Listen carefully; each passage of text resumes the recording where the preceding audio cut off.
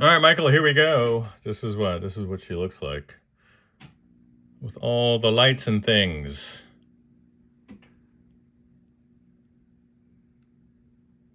There she is. Once those caps charge up, huh?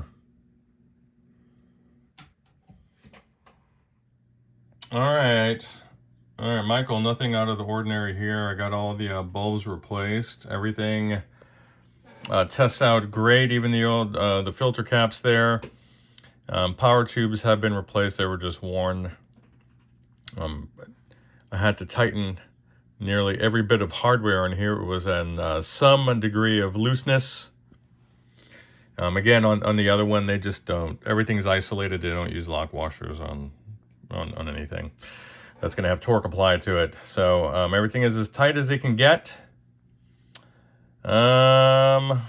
She's getting a clean bill of health. I did do the speaker swaps, and also the little pilot lamps have been replaced over on the front panel of the combo.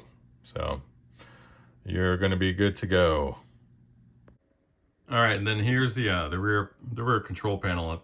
You know this already, but it's getting some heat damage like they all do. They all end up a little melty, and then this here, you can see where it was engraved, and you just have that black outer layer. Well, it's starting to melt through to the white inner layer, the under substrate, rather. And everything else is tightened up here.